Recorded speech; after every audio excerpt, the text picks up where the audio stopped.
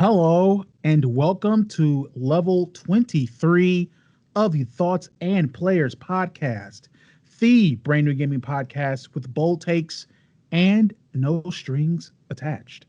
I am Jeremy, here once again with my two compadres. I have David What up? and I have Cory. Toasty. You guys know where that's from. That's obviously the secret developer that pops out of Mortal Kombat, right? And goes, Toasty. I think I nailed it. Could have put a little more emphasis into it. Toasty. And that has great meaning. You know why? Because I want to jump right into morning announcements, skip the bell, and I want to talk about Gran Turismo 7 being delayed and one person whose cockiness betrayed him, whose pompous attitude belittled him, and whose pick bewildered us. And that would be Jeremy Brown. Jeremy Brown, why'd you do it, buddy? Okay, well, first off, great reading of your script there.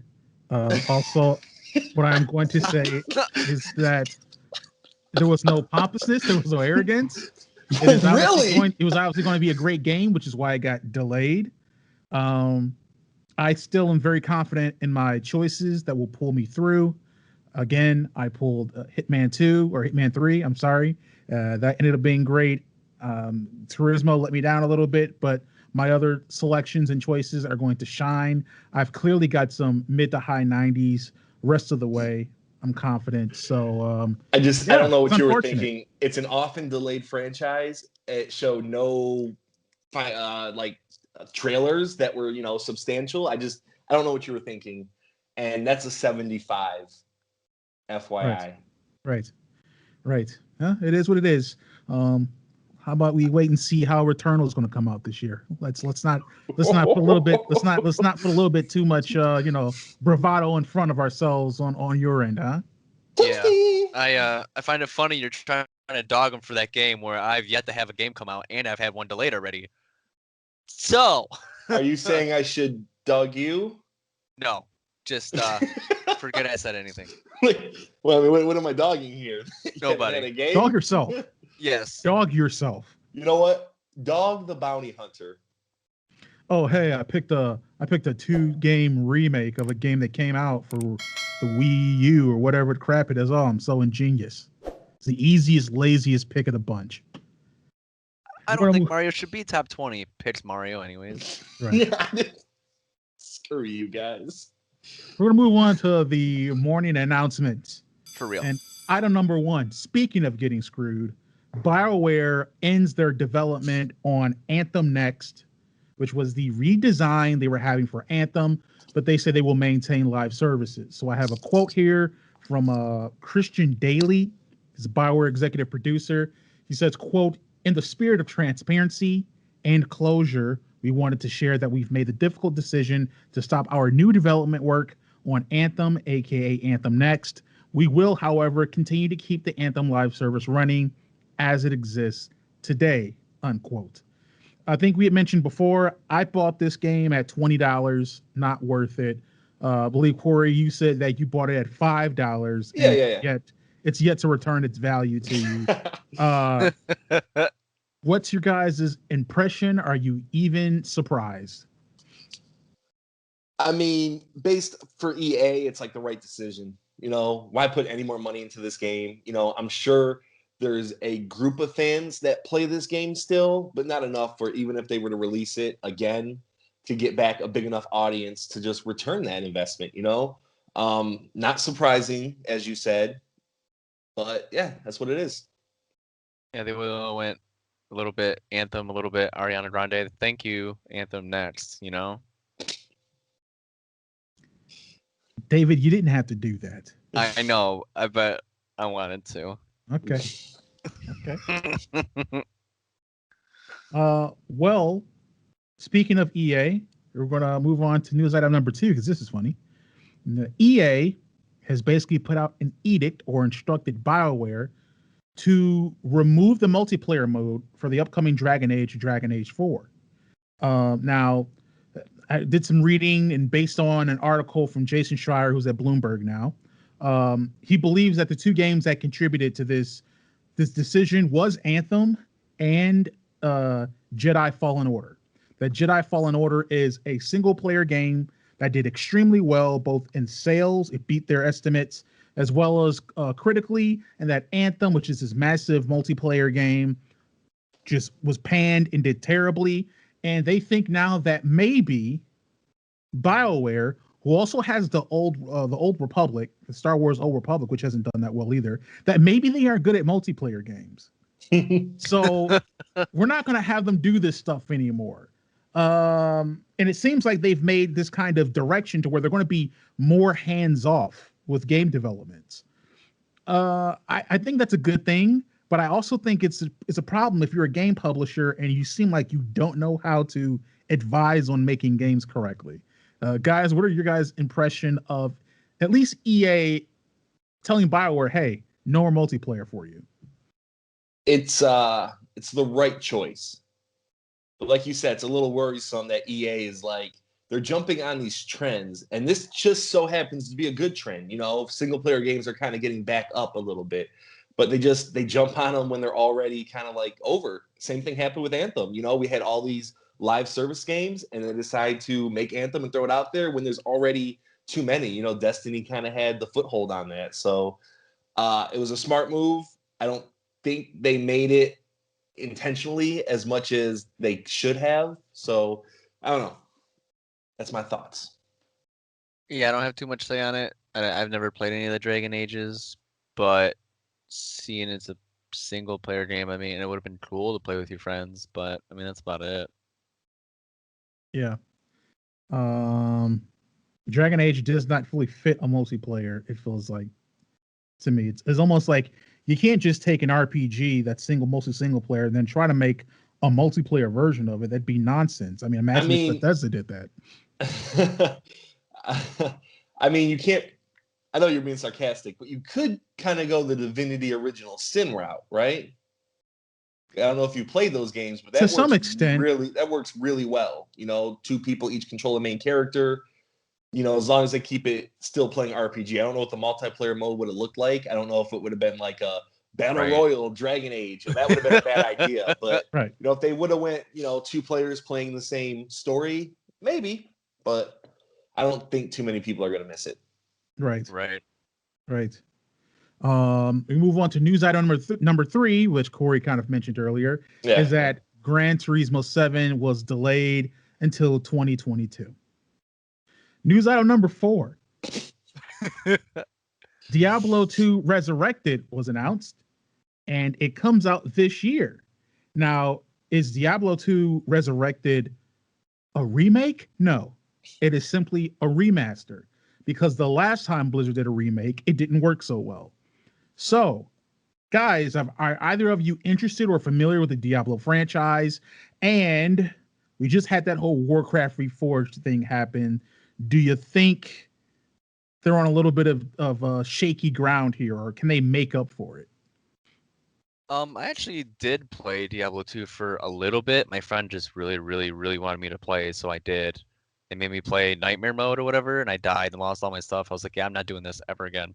But Diablo 2 was really big. I know like a lot of people played that one, and for it to just, come out again, I think people are really gonna enjoy it. I know Diablo 3 is out, and a lot of people did enjoy that one, but I'm sure there's quite a few like, you know what, I just want Diablo 2 again. Yeah, Diablo 2 is awesome. An amazing game. You know, it was PC only for the longest time. I think now the announcement's like, hey, it's coming to all current gen systems, or at least PS4, Xbox, which, you know, you can play on your next gen system. So I'm pretty excited. You know, I love the Diablo franchise. Diablo 3 is a great game. Diablo 2 was a great game. I hope that it hasn't aged too poorly, you know, because playing Diablo 3, it's great game. So hopefully they make some small changes that really work in its favor. But yeah, fantastic game. Right. Yeah, it's good. And if anyone out there happens to be let's say you bought Diablo 2 20 years ago, your save game transfers, apparently. What? So that's what they're saying, is that Wait, does it really?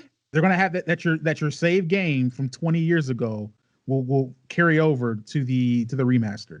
I mean, it would just be Blizzard.net name, right? I have no idea. I have so many good items on that character. Yeah. I think that is amazing. that I give props for that. Right? That's pretty cool. Exactly. So we have news item number 5. PSVR 2 was announced. And let's see, it won't be wireless, but it will only have one cord that connects to the PS5, which is a lot better than how the PSVR operates right now. It's not coming out this year. They're still working on it. It's supposed to be able to work with the DualSense wireless controller, all in tandem, ergonomics, working on battery, all that other stuff. I've never played PSVR, didn't really have a lot of interest in VR. Cory, I know you do have the PSVR. So what is your impression of this? Are you excited about it? Yeah, I would say the biggest fallback of the original PSVR is literally how many cords there are. You know, you have so hefty cords going into your system, hefty cords coming from the VR. It gets really cumbersome. It's really hard to kind of maneuver. The controllers, the wands that they had, were PS3 controllers, you know, so the tech wasn't up to par. I know they had mentioned they're going to make new controllers specifically for PSVR 2. Am I excited? Kind of. PSVR, they do get a lot of good games, but I do have the Oculus Quest 2, which is totally wireless. So that's almost like, it feels like a step behind that. So I don't know if I really want to jump into this until it goes on a big sale. There was also a PSVR showcase with 6 games being announced.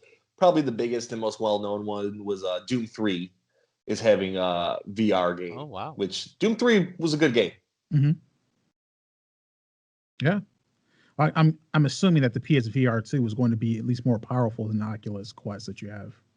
Right? Probably, I would assume. Yeah. I mean, just given the fact that it's wired, you know, it's able to probably take advantage of the PS5 a little bit.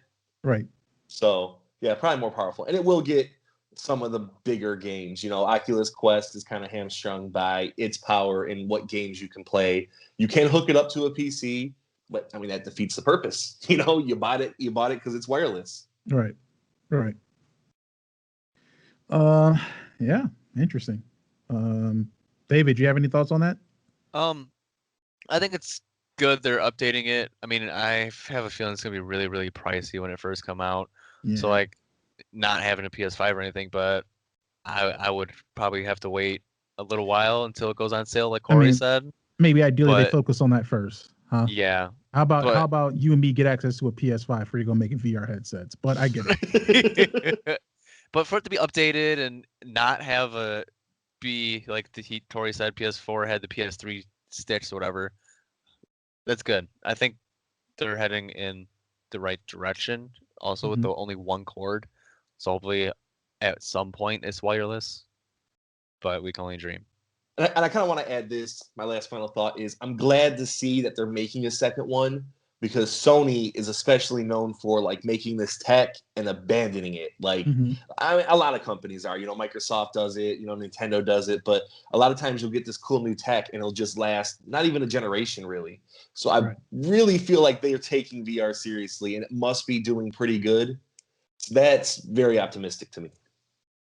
Still waiting on that Halo glass, right? Oh yeah.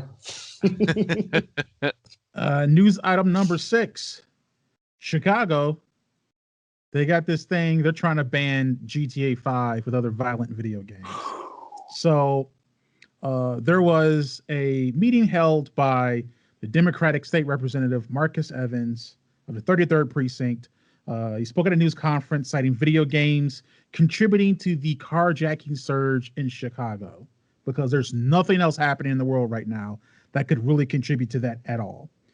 So his proposal is to amend a bill from 2012, or his bill would amend a law from 2012, preventing video games from being sold to minors and games that show, quote, psychological harm, including motor vehicle theft with a driver or a passenger present. It would expand on that and include games like Grand Theft Auto 5 and its other ilk. I hear this and I think, oh, that's interesting. I didn't know we went back to 1997, right? Where we have politicians blaming gaming for the Toasty. Right, exactly, during that era, where they're blaming morality on video games. I thought we figured this out already. I thought we got past this, and you know, not making anything political or whatever, but there at one point there was the other side of the aisle that was doing this in the 90s, and now it seemed to come full circle to the other side of the aisle. Um, I think it's a terrible idea, obviously. Doesn't make any sense. There's no real science to back this bill. Nope. I would argue that video games has been helping a lot of people's mental health throughout this whole issue we've been having. They've been able to escape some hardships. Of course, it doesn't help with everything, but it has helped some. And to push this bill out because you guys are struggling with keeping up with crime, which you've been doing the whole time, seems to be just trying to find a scapegoat. And let's find it in this abstract thing. Let's create this boogeyman again so we can go ahead and blame it there and not blame it on the failings of us as politicians or us as a community or us in any kind of organizational lens. So, guys, what do you think of this bill that's been proposed by Marcus Evans? I got two things. One, all I can think of is the SpongeBob meme. How many times do we have to tell you, old man? Two, it's funny because I believe Mortal Kombat is the reason there's ratings for games. Yeah. Because I have Mortal ESRB. Kombat before there's ratings on it, so I think that's funny. But no, this is actually a joke. Chicago is one of the worst cities in America for crime and stuff like that, and then just to try and blame it on a video game. And the whole don't sell it to minors things, like that's literally what the M is for. You can't sell it to minors, but the parents just don't care and buy them. And I'm not saying I'm perfect, whatever. My parents bought me Resident Evil when I was 7 or 8. Like, okay, not the greatest idea, but I didn't turn into a criminal or whatever. It's all in the mindset of the person. First off, what we need to do is raise education from just not like schools, but like mental health and stuff like and everything like that, and like build up the communities instead of just letting them all just suffer. And it was kind of off topic, whatever. But like that, this is it's sad. Related, it's sad. Yeah. This is a joke. Yeah, I joked around like, oh yeah, there was no crime before video games were invented. Like everything was super peaceful. Like Right. It wasn't. Like there's always crime, and like you said, there's no evidence that video games like add to this crime. It's almost like video games. They're still a new media. Like nothing's really come on and like take like that's mantle. Because like back in the day, it was rap music, causes violence, and before that, it was rock and roll, causes violence. And I'm sure back when movies first came out, hey, these cause violence. Like everyone's just looking for that scapegoat, and it's video games. 20 years ago, it's video games now. I'm ready for something else to come out so it can be that instead of video games, because it's annoying. But it is new relative to like major, I guess, from an overall larger perspective, but it's still this was happening 20 years ago. This conversation actually was happening 30 years ago. And by that time, video games had already been around 10, 15 years before that. So we're talking about an industry that's going on almost half a century old. Right. And I think the problem with that is like when they were trying to ban it in the 90s, Mortal Kombat only looked so realistic. So video games are one of those, mediums that can get more and more realistic as time goes on. So now, you really do see a person jacking a car in Grand Theft Auto. It looks realistic, but it's not, and it's just hard to kind of put those two together and say, hey, because you played Grand Theft Auto, you are now a carjacker. It doesn't relate. It doesn't compute. And At by all. the way, No. Great job of saying that your surge in carjackings in 2020 was because of a 10-year-old game. That's a very good job by you. Very insightful. Politicians are the best. The worst. At what? News item number 7.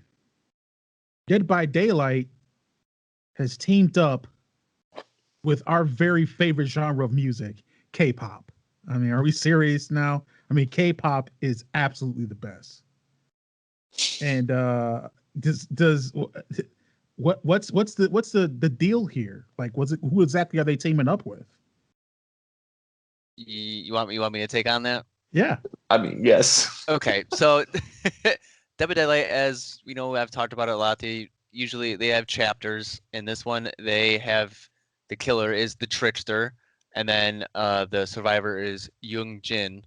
If I'm saying that correctly. Now they teamed up with people that have been in K-pop because this says here they collaborated with a BTS producer and Yes. a DJ Swivel, who's a Canadian producer that has worked with BTS. Yes. So I don't know where and why and how they came up with this idea, but I don't know. But It's it kind of sounds interesting. fantastic.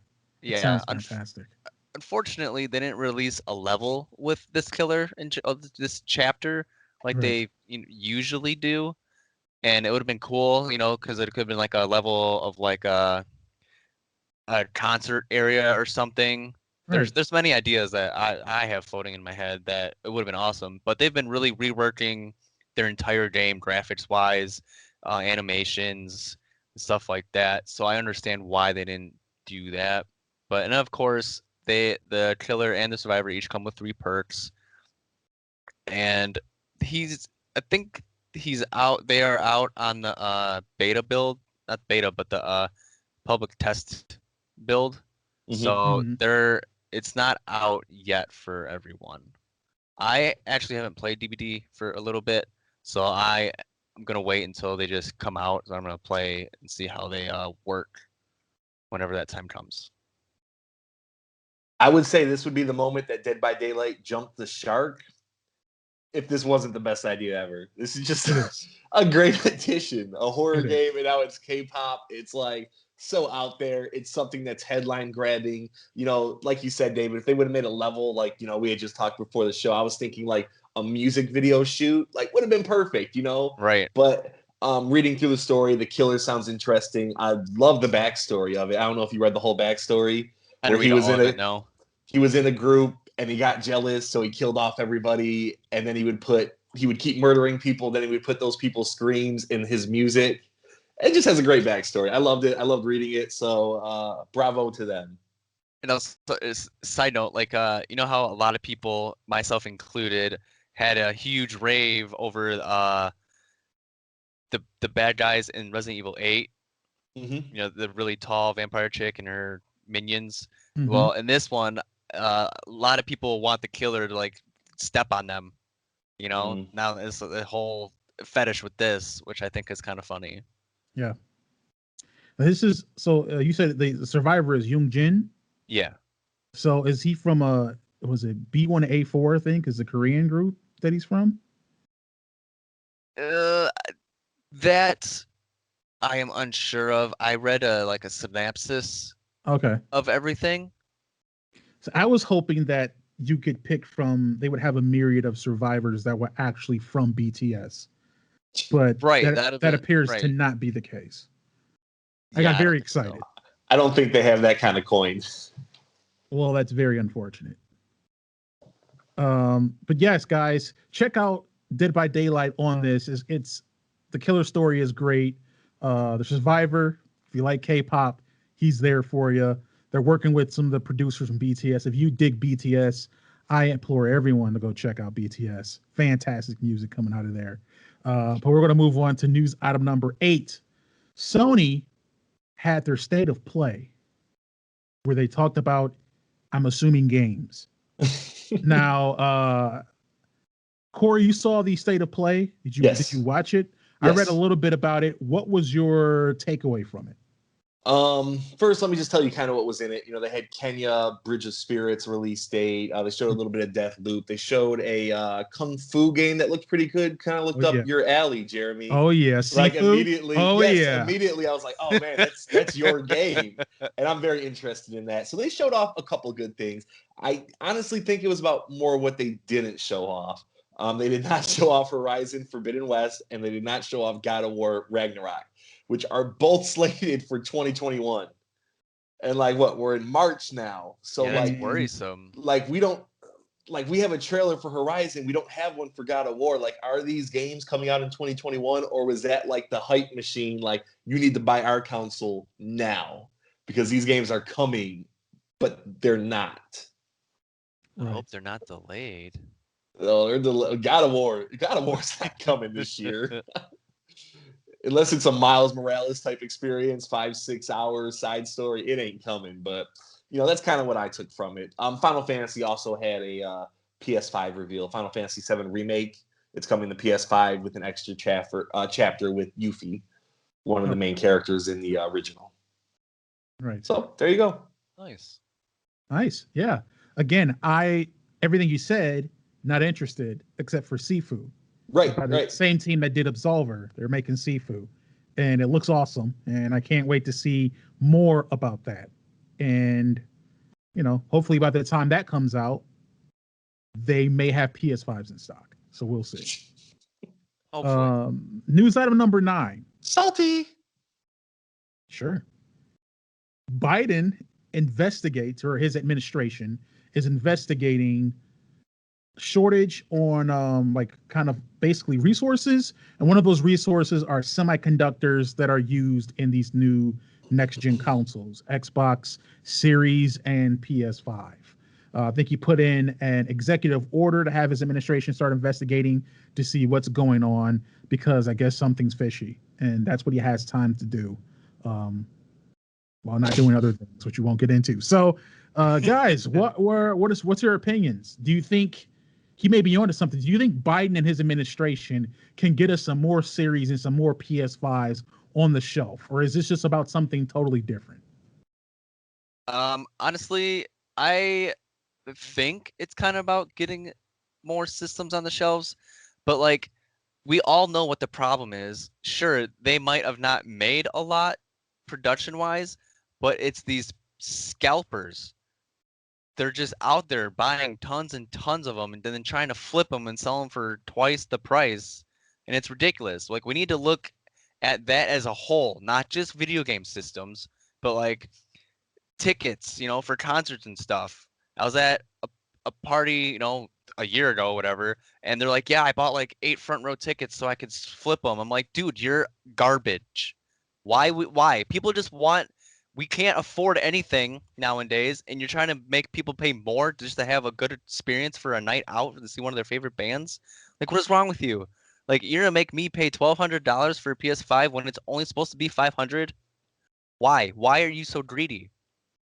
That's where it is. It's scalping. It's messed up, man. I mean, you heard the story of the guy who sold his weed to a loving family for double the amount of money. It was sickening. But that's it was disgusting. It was trash. But I remember hearing that story. Yeah. Yeah. The real fans know.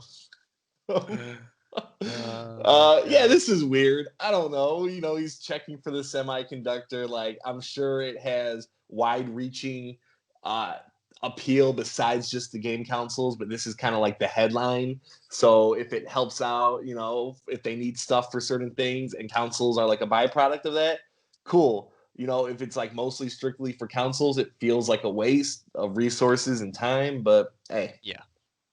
That's politics. That is politics. Yes. News item number 10. There was a Pokemon presentation. Now, Cory, I know that you absolutely adore Pokemon. Yeah. So maybe you want to talk a bit more about this, and then once you're done, I can tell you about why your opinion is wrong. So go ahead and inform the listeners about this Pokemon news. Okay, so they showed off 3 things. They showed off a little bit of Pokemon Snap, which looks fine. It looks cool. They showed off, let's see, what do I want to get into first? They showed off Pokemon Legends Arceus story or something like that. That game looked pretty cool. It looked like an open world RPG, a really nice enhancement of the Sword and Shield, where Pokemon are out in the wild. It looked a little bit like Breath of the Wild, and the graphics looked great. They also showed off remakes for Diamond and Pearl, which is the 4th gen, which personally I think is the worst gen. But I am upset, Jeremy, and I don't know how you know because we didn't talk about it, but you must know why I'm upset. They showed off these remakes and they look like trash, man. They look very faithful to the game, but it's very chibi style. It looks very much like a 3DS game. It's just, and I did this on Twitter, it's pathetic by the Pokemon Company. I know they're not making this remake, but they have enough resources. They could make this remake look like Assassin's Creed Odyssey. They could make it sparkle. They could make it the most beautiful game ever. And they took the lowest amount of effort they could take and threw it out there because they can, because people are going to buy it. I might even buy it. I don't know. I'm not a fan of Game Freak at all anymore, but I can't stop buying this stuff because somewhere in my heart there's a little bit of nostalgia for it. But I'm going to avoid this one. I'm going to avoid it. Because it looks bad. So, Jeremy, you agree. It looks bad. I think it looks fairly faithful to the source material of which they are doing an homage to. And that's why it has the art style that it has. Cut that out. All right. So we have 2 high-profile remakes in the last 2 years, right? We had Resident Evil 2, and we had Final Fantasy VII Remake. Now, both those games, I think, stayed pretty faithful to their original games. But they added so much and they changed the gameplay and they made it look so good that they are both like Game of the Year contenders the year they came out. Pokemon Diamond and Pearl are just different throwaways. Games, bud. Why though? Why? They're different games, bud. One's an RPG, just like Pokemon. Pokemon's not the same type of RPG, right? And it's not going for the same atmosphere or aesthetic. Why couldn't have they made it look like Dragon Quest XI? Because that ain't their art. Beautiful. Why? It's close enough. If I'm Pokemon, why do I want Pokemon to look like Dragon Quest? I want Pokemon to look like Pokemon. I'm saying the effort put into it. Dragon Quest XI is a beautiful game. You have Ni no Kuni 2. I mean, Sir, when you are in the office overlooking these hardworking men and women who are working on this game, you can't say anything about the effort they put into a video game. You know what? Okay? They need crunch. That's what I'm talking about. Just in case the audience is ever wondering why I don't really talk a lot, it's because I get to enjoy this. David, what's your opinion, man? I don't know if did you even see them? Have you seen them? I've seen some stuff. The Arceus thing, I think is really cool because that's what everyone's always wanted as a Pokemon game. I do kind of agree with Cory saying that graphics is kind of like off. They could have done a better job, but then they're playing an homage to the originals, which also understandable. But I don't know. I'm kind of more on the whole. They could have done they could have at least not made it chibi style or whatever. Like I've seen so many memes of the new characters that are like a quarter the size of every other character. And I think that's just funny. Like, what happens is, like, when Dragon Ball made their first games, they made them, like, chibi and small because that's the technology they have. And now that we're up to this generation, they make it look exactly like the show, and it looks beautiful. Pokemon could do that. They obviously like that art style. You could do the same stuff from, like, their Pokemon cards. They obviously like that art style, but they don't. And, like, my question is, like, with all the money that Pokemon brings in, do these games deserve better? Or is this the best that you could hope for? And it's not. They deserve better. They deserve a better remake than this. Resident Evil 2 got it. Final Fantasy VII got it. Games get better remakes all the time. They deserve a better remake. Okay. We'll move on to news item number 11. Because it seems like Cory is steadfast on being wrong on that one. Yeah, we could go on that forever. News item number 11, Alien Fireteam was revealed. Now, I have absolutely no idea about anything with this game because I refuse to touch anything that has an Alien IP attached to it. So I have no interest. I saw what they did to Colonial Marines. That's enough. Checked out forever. So who wants to explain what the heck this loser of a game is? If we could oh, sorry, David, go ahead. Okay, I'll just say I only know one thing about it, and from what I've heard is it's Left 4 Dead except with Alien. If we could be a little candid here and talk more like show prep and stuff, like off the record, I think we should rearrange these a little better, the stories. Yeah. Because the Pokemon one was a great conversation. This one is trash. I mean, it looks fine. Moving on. It looks fine. That's as much as it deserves. That's good job. That's how we're ending the news segment. Good job. That's how we're ending the news. With a whimper. That's how democracy dies. We give them the wave, high and low, high and low. Right. It's all right. All right. We came high. I got to bring them in low now. Okay. That's the end of the morning announcements. we're going to move on to the round table. We have a single subject or topic or discussion or debate, and we have a special one. We've been behind the scenes as we've been putting out this content. As we've been working behind the scenes, getting things out to you. We've been having some ideas, been ideating, and we're like, you know what? Things are kind of, they're so in flux right now, and we want a little bit of normalcy, and we also want something to be really engaging. So what we did was we created a bracket, a March Madness bracket, kind of, if you will. But instead of it being basketball teams, because who cares about that? We decided that we do it with video game characters. That's right. We have a video game character tournament. And the first bracket that we're going to jump into on this level is the platformer bracket. Now, guys, I'm not going to tell you who's all on that bracket. You got to come up with that in your own mind, right? Well, actually, I kind of will tell you who's on there because we want you to follow. We want you to follow along. Okay. So here's who's in the platformer bracket. Okay. Go. It's not 1 to 10. It's just there's no seeding. There. I guess they're just there. So the platformers, we have Mario, Crash Bandicoot, Sonic, Ratchet and Clank, Banjo-Kazooie, Jack and Daxter, Sly Cooper, and Spyro the Dragoon. Now, this is a very competitive, intense bracket right here. And what we're going to do is we're going to have a randomization of who versus who, and we three will discuss. And whoever gets 2 out of 3 votes becomes the winner of that little bracket. And it keeps going and it keeps going until we have a final victor of the platformer bracket. Okay. Hopefully that made sense. You can follow along.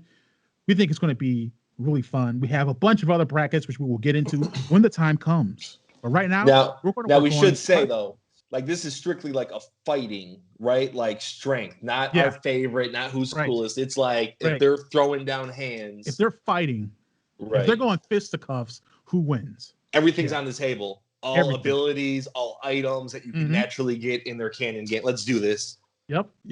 So we're going to get started now. We're going to get started on this randomization. Okay. So the first person is Sonic. And Sonic versus will verse. Don't do Mario. Don't do it. Sly Cooper. Okay, guys, we have Sonic versus Sly Cooper, and the winner is who wants to make the first debate for the winner? I'll make the first debate. It's easily Sonic here. Okay, he's a legend. He can go super fast. He's a hedgehog, so he has the razors on his back. He's able to tap into different, I guess you want to say, I don't know if dimensions is the right word, but different kind of planes, right? This guy can do everything. Almost. You can't like shoot fire or anything like that. But he has all these other abilities. If he's able to jump on a TV and get a star, it's a wrap. Okay. So I am going with over Sly Cooper, who's really just, a sly, sneaky little raccoon. Like, okay, cool. They're great at eating trash, but what else can they do, So I go with Sonic the Hedgehog, taking it here. All right. Now, who else wants to go? Who else would even challenge that assertion? Yeah, just a couple more points here. Sonic is also great at raising Chow. He's a loving father. Raises them with all his ability that he can. Okay. You and those chows. I'm really stuck on these chows. And like you said, Sly is known for being in the shadows. I think even if he were to be able to sneak up on Sonic, and that's not this tournament, it's not just a random, like, they're in an arena, you know? So I don't think Sly really stands a chance. This one is easily Sonic the Hedgehog for speed alone at this point. David, would you like? I'm just going to say Sly just so I can lose. Oh, okay. Okay. The dignity of the bracket. Okay. goes to Sonic #1. Fantastic. Now we have our next matchup. Gentlemen, are you ready? Yes, sir. Sure. Because this is when Come on, Spyro and Crash, baby. Give it to us. Here's the matchup thing. we all want to see. we have Crash Oh. versus Jack and Daxter. I knew it. All right, gentlemen, who wants to make the argument here? Who's winning that? I would like actually David to go first because I am very unaware of Jack and Dexter and what they're capable of. I know what Crash is capable of, but I do not know what Jack and Dexter. So David, if you could kind of hit us with that and then your pick. That's so unfortunate because I haven't played Jack and Daxter since PS2, and I was like 15, so it's like more than half my life ago. But I do remember that they could do a lot of cool things, and I did play a lot of Crash Bandicoot too. And honestly, I feel like Jack and Daxter could take it easy. You do? Yes. You literally told me nothing about Jack and Dexter. Like, Yeah, that's I know. what I needed. I needed you to, like, are they human? Do they have special abilities? Yeah. Are they... Yeah. Well, what's his name? Jack? Jack Yeah, he's Okay. the humanoid. is a human, and then Daxter is like, he's not a fox, but he's something. A weasel. He's a A weasel. weasel. He's a Yeah, weasel, there you go. Yeah. And so, but Jack has the gauntlets, right? Nice armor on him. He wields a gun, right? So he can do Really? little shots and stuff like that. Obviously they're going around platforming and all that, but he has some weaponry on him. He's not just a little chump, Okay. Yeah. Is that your pick as well, Jeremy? I mean, because let's look at Crash here. Crash is a regular animal, a bandicoot. Yeah. But he has that spin move. He does die in one hit unless he has the Aku mask. So, he can get that. We do allow that. But how easily is it accessible to him in this matchup? I don't know. And it's 2-on-1. I think with the weaponry and the 2-on-1 advantage, and you're talking about gauntlets and guns, I don't know if Crash pulls it out. He doesn't really have any superhuman abilities in terms of speed. He can jump, but this is platforming. Everyone can jump. Right. Yeah, So I don't know. I did look into it. Jack and Daxter, they have eco-types. There's dark, light, red, green, and blue and yellow, and they do a bunch of different things depending. Like he'd be invincibility. He has dark bomb and blasts. Yeah. He has regeneration, freeze, shield, amplifiers. I think you said enough. Reflexes. So he has a rocket jump. This is devastating. My wife's gonna kill me. This is absolutely devastating. I mean, you can go down with honor. Here's the deal. Say Crash and lose. Crash also has vehicles. He's got a cart, but so does So Jack does- and Dexter. So- Yeah. Yep. so does Daxter. Crash can ride animals like polar bears and tigers. I mean, who cares when you can just put a laser or a bullet in the head? Look, here's All right. I think we're settled. I'm voting Jack and Dexter. So it's 2 to whatever. You voted Jeremy. We know Crash is your favorite, Jeremy. No, it's going to be Jack and Daxter when it comes to this fight. Unbelievable. I can't believe it, man. Get ready for him to vote against us every single round now, David. We've upset him. No, it's just this is the way. This is the way. This is the way. This is fair. Going Star Trek on this. Okay. So, you guys ready? Yeah. You guys ready for the next one? I wonder who it could be. We have Ratchet and Clank versus Don't do it.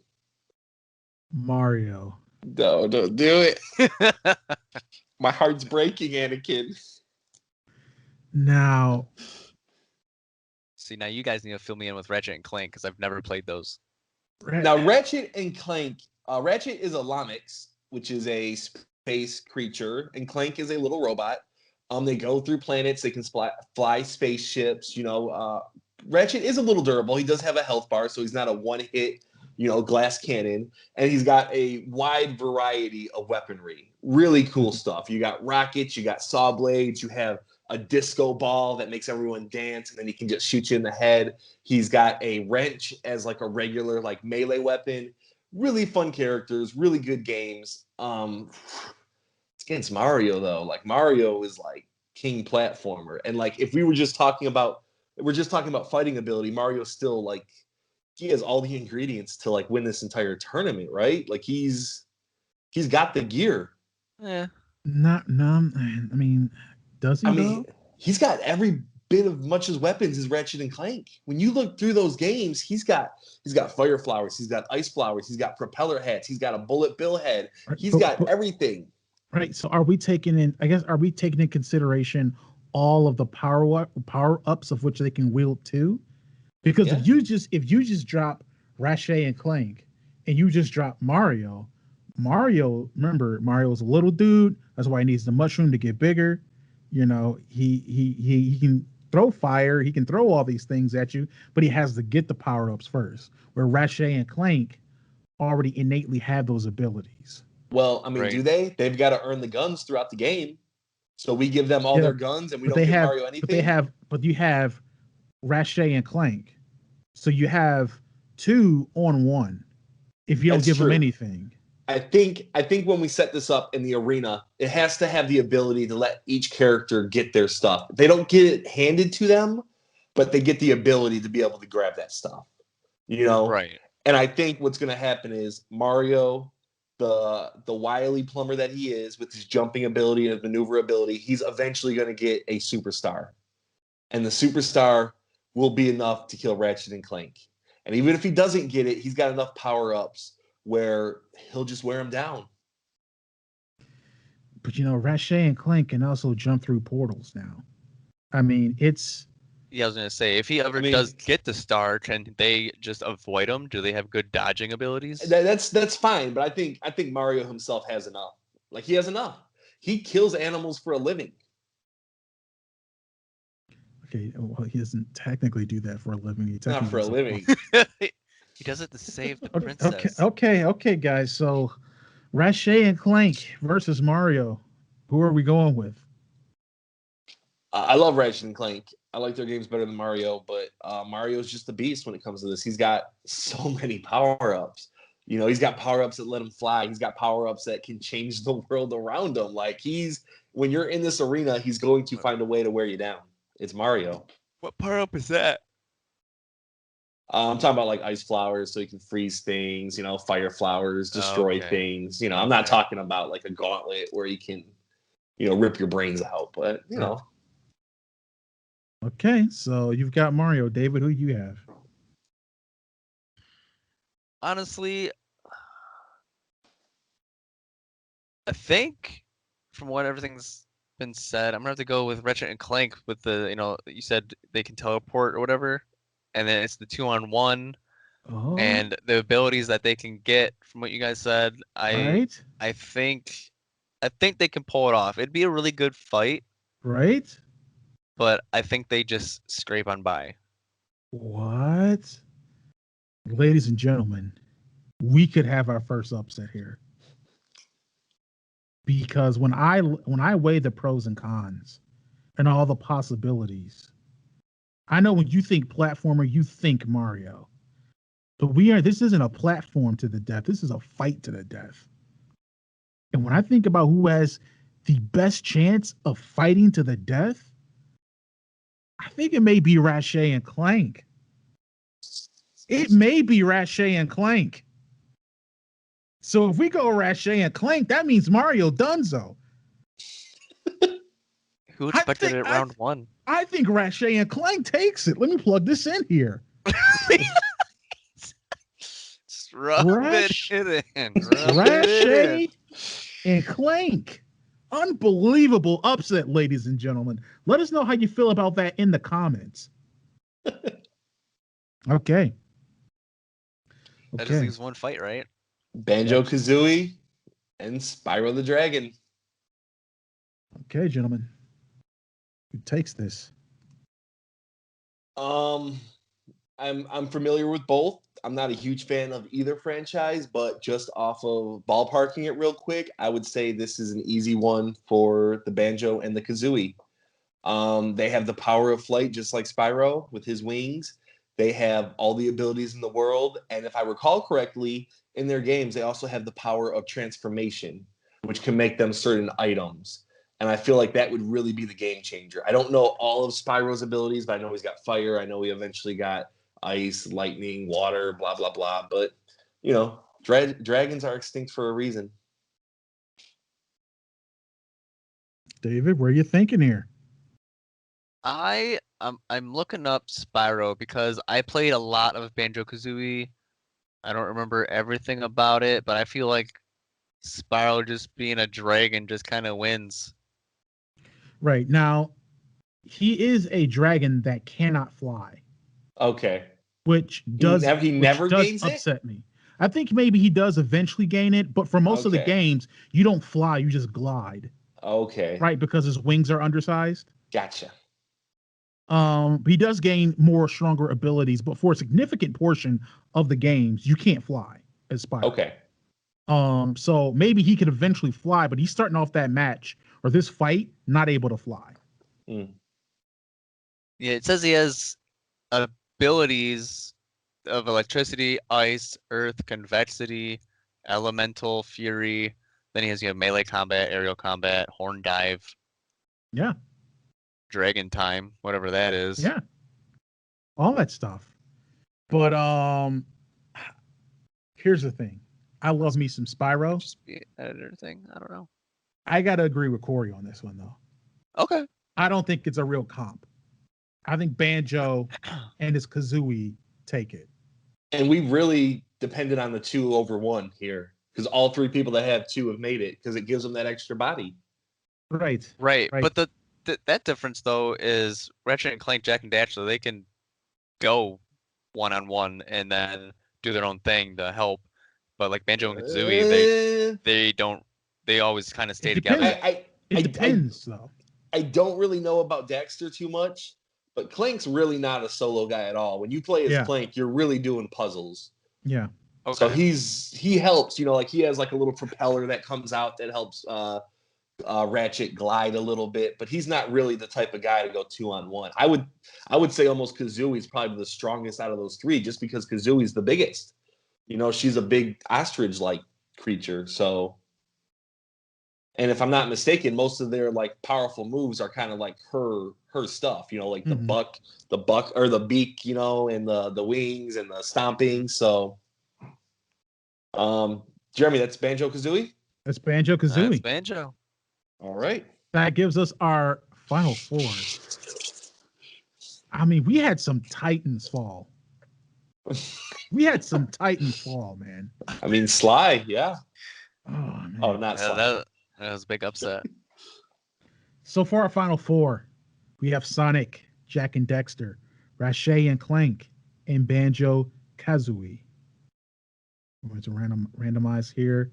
No. We don't randomize it. We keep going. Bracket set.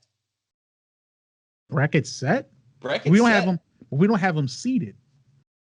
No. We don't. We go on. It's Sonic versus Jak and Daxter. If we're doing the same way March Madness does it. Okay. Sonic. But aren't they seated in March Madness? That's what I was going to say. But that's kind of what we did here by randomizing it. We did our own little seating real quick.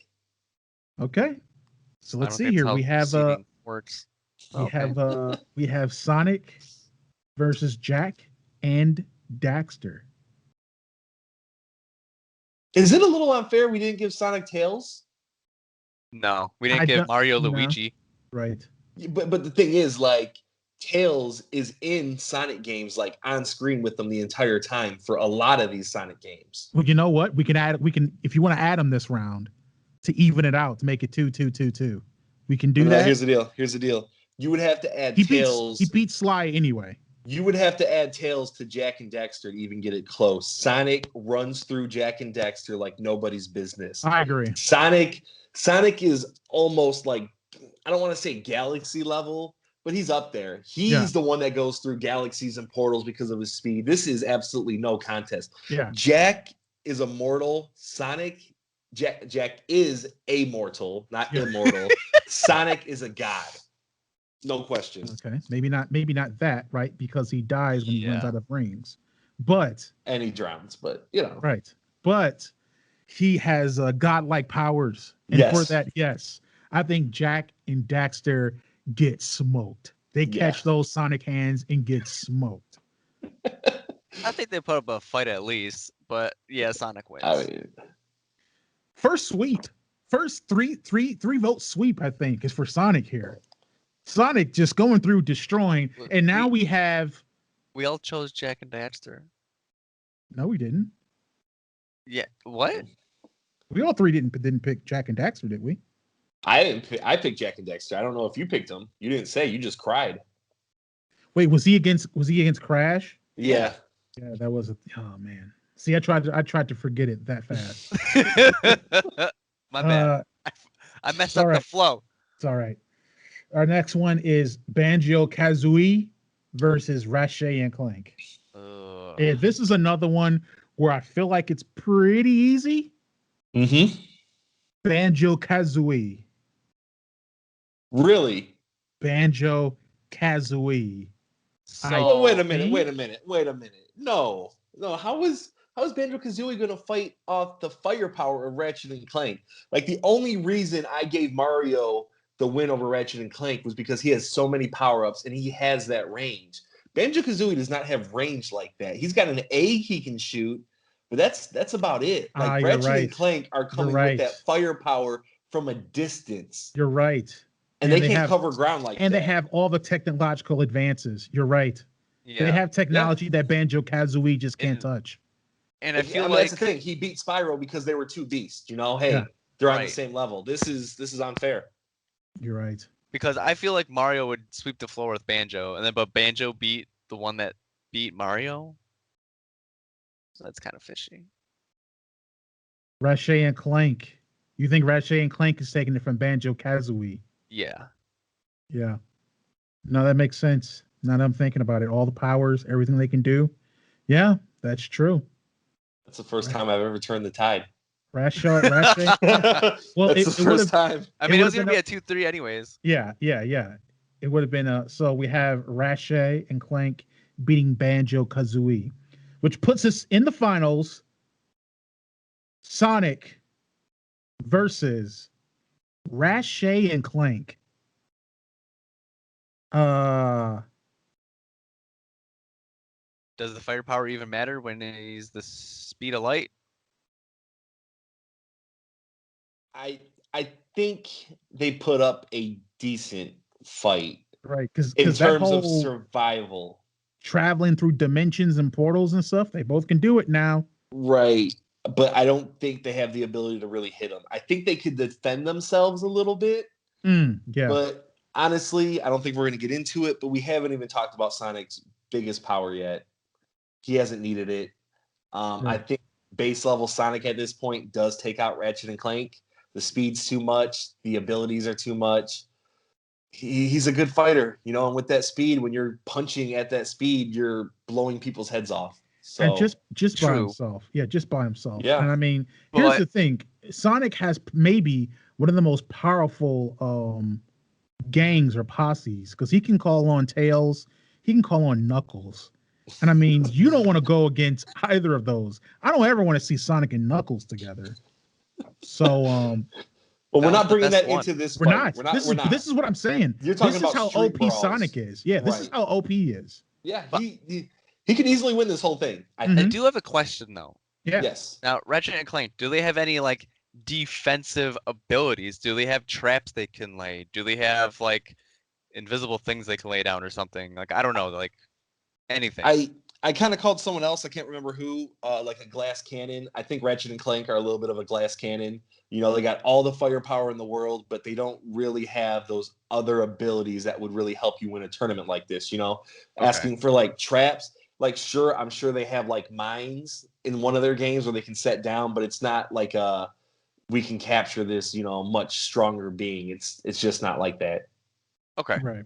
Yeah. So yeah, that's definitely Sonic then. What do you think, Sonic? I mean, yeah, Sonic. You know what? Sonic wins the platformer bracket, and you know what's interesting? Early on, the OGs went down. Crash went down. Mario went down. But you want to know who stood? The one that's been the least profitable, Sonic. He's the one that was able to win the platforming bracket. The one with the worst games. The one with the worst games. They That's just right. make so many of them. He has so many OP abilities. So, yes, platformer bracket belongs to Sonic the Hedgehog. So Sonic is in our. He's in our top 8 already. He's in our Elite 8. In our Elite 8. Yeah, that's I'm correct. worried his capabilities are just gonna sweep the floor with everything. We got. I mean, like, what do we have next? I don't know if we want to give a little hint. No. Let's hide it off for later. But yeah, I don't know. I mean, like, name the topic of the next bracket. What genre of game are we doing? I will say, whoever wins this next bracket, if they go against Sonic, they're going to be in for some issues here, and that's the fighting games bracket. There's some really OP fighting game people. So there are some really OP fighting game people, but we'll see. We'll see. I also think Sonic could probably solo the entire cast of a couple of those. So it's not gonna be fun for a lot of people, and it's definitely not gonna be fun for. Sonic's got a good chance here. I'll just say that. The action adventure, I think, has a shot. There's one character on there that stands out above everyone else in that little bracket. He has a shot. I'm talking Joel. Right. Easy. That's right. He stands a chance. All I gotta do is just put his head back together. All right. Come on. That is the end of our round table. It is the beginning of our game character bracket. You guys let us know what you think. You let us know who you would have winning that platformer bracket. And make sure you tune in, because we're going to keep going through these brackets, and we will soon have our Elite 8. And I'm looking forward to that. It's going to be super fun. But we are out of the round table. We are going to move on to our quick fire, where we talk about one or two games we want to highlight that we've been playing recently. Who would like to go first with their quick fire game or games? I can take it. I can go first. It's going to be interesting. So I have been playing a whole bunch of Assassin's Creed Valhalla. Okay? Hadn't played it for a while. I've been digging into it hours. I've poured hours into this game. And I will say that I have some different opinions based on what I did when I did it. Was it worth it? I actually want to revisit it somewhat time later down the line, because I have some new commentary to give to it. But I've been playing it. It is not, I will say this, it is not as bad as my original impressions, though it is still pretty bad. And one of the things that helped it wasn't even just the game. It was the fact that I went onto Reddit and I created a new control scheme for it. You can actually modify the controllers. So I had to change the way they had the controller set up, because they basically have been copying Dark Souls games, and they therefore changed their controller layout to be like Dark Souls. Almost like they hadn't made 7 of these before they decided to change it. So I went back and changed the control scheme to be more traditional Assassin's Creed. That helped. Got further into the game. There's a bunch of different things you can do. I'm building up my settlements and different stuff like that. Going on raids. The leveling system is weird. The power system is weird, but whatever. The story is kind of interesting. Eivor is an interesting protagonist. And the way they examine or look at Viking lore is pretty compelling. So I like that stuff. But that is what I have been playing. That's my quick fire. Who wants to go next? Guess I'll go. All right. Cory's being a little silent over here. I've been playing, of course, the Apex, but I've also been playing a game, Valheim. It's pretty fun. Valheim. Oh, you're gonna talk to me about saying words wrong? Yeah. Okay. You thought I was purposely saying Ratchet and Clank incorrectly? All I don't want to play. talk about it. It was Why all didn't you play. correct many him, things. David? If you So thought many it was on accident. I don't know. I don't know. Yeah, But I'll go. Oh, are you okay. done? I'm sorry. Yeah, just get rid of me. Go. All right, my quick fire. As you guys know from the previous level, I am a man of the people. I have started playing a few mobile games. I want to spotlight another one called Outlanders. Now, this is a settlement building game. So, like a city building game, just a little smaller scale. A lot of fun. Controls are real intuitive. It's got a system where you can do sandbox mode, which is usually everyone's favorite. You know, build up the biggest settlement you want, have as much as you want. But they do a really good like mission-based system where you play a small amount and they say, hey, you have to have this by this amount of days. So I've been playing through that and they've been pretty challenging. I failed quite a bit. I'm up to mission 5 and that one seems impossible, but yeah, real fun game to play. Second game I've been playing, I don't know if you guys have ever played Destruction Derby for the PlayStation back in the day. Mm-hmm. Okay, yeah, that was a great game. We have Wreckfest, which is pretty much the new Destruction Derby. It looks beautiful too, but yeah, it's that Destruction Derby kind of feel. You know, you can do just the straight up 23 cars piling up. Last one to survive is the winner, and it's also got a lot of races. It does a really good job of it's arcadey, realistic, but more on the arcadey side.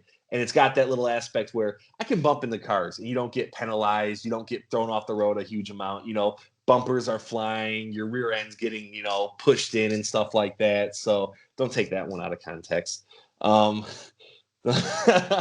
Wreckfest is a great destruction derby game. If you want to try it, it is on Game Pass. Give it a look. And if you don't have Xbox, maybe buy it because I think it would have been worth it. Real fun game. Nice. All right. That brings us to the end of our quickfire. We are going to take a quick commercial break. And when we come back, we will be back with our Was It Worth It? Hey listeners, we are proud to announce that this level of Thoughts and Players podcast is brought to you by Tifosi Gaming. Now look, I've realized that over the years my gaming sessions have become shorter and shorter. Is part of that because I've become busier? Yeah. Less talented? Probably not. But I also noticed I began to experience more headaches and strain on my eyes. If you're in the same boat, Tifosi is here with an excellent solution. Think about it. We're on our phones, TVs, computers, now more than ever. And all these devices emit blue light. Tifosi gaming glasses reduce blue light exposure, combat dry eyes, and help you game in truer colors. Tifosi gaming glasses come in a variety of stylish designs and colors, or you can hop onto their website and design the ultimate gaming eyewear yourself. Check out Tifosi through our affiliate link in the notes and descriptions, or visit tifosioptics.com/gaming. That's it. And now, back to the show. Hello, and we are back with more thoughts and players. And we are moving swiftly on to our favorite segment, your favorite segment. Was it worth it? And in this, was it worth it? We are going to discuss a very popular game.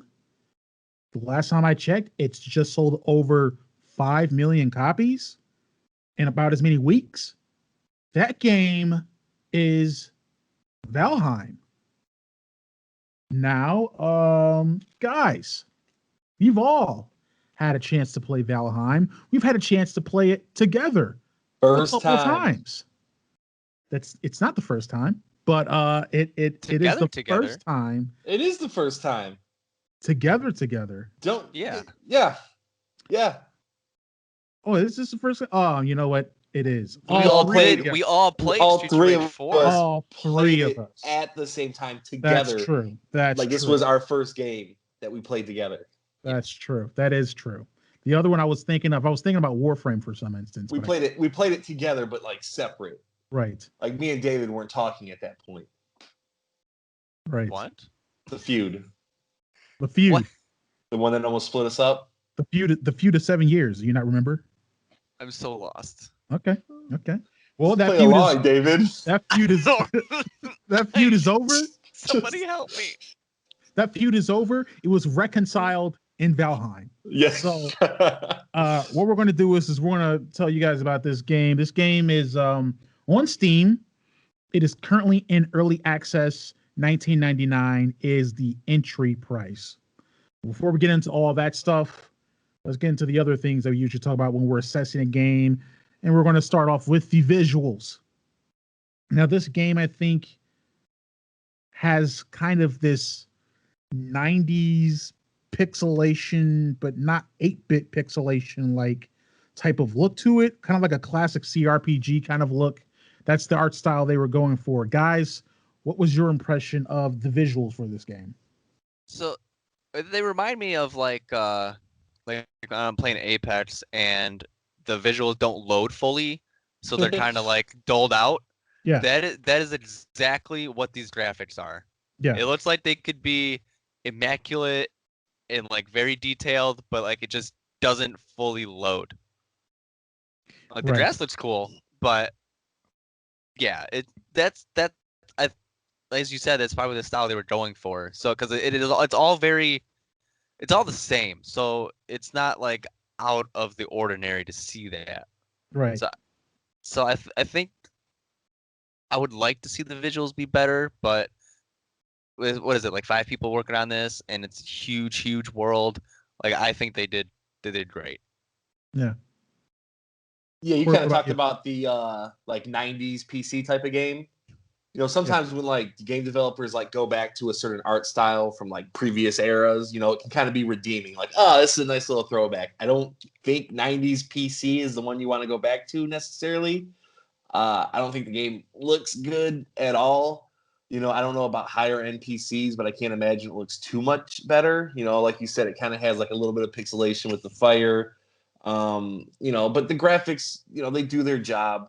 The world design and like art style, that's also not my favorite aspect of this game. A lot of it looks really samey. You know, you start off in the meadows and then you hit another biome, which is the Black Forest.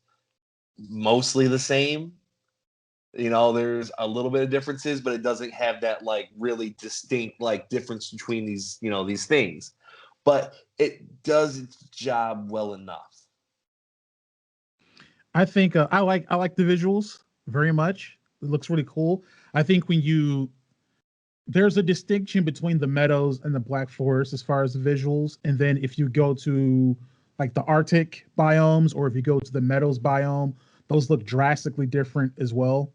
So I think you're able to get some of that diversity later on in the game as far as the starkness and contrast from the different biomes. But I think they were going for this aesthetic, and I think they hit it 100%. I actually think it looks really good for what they were trying to go for.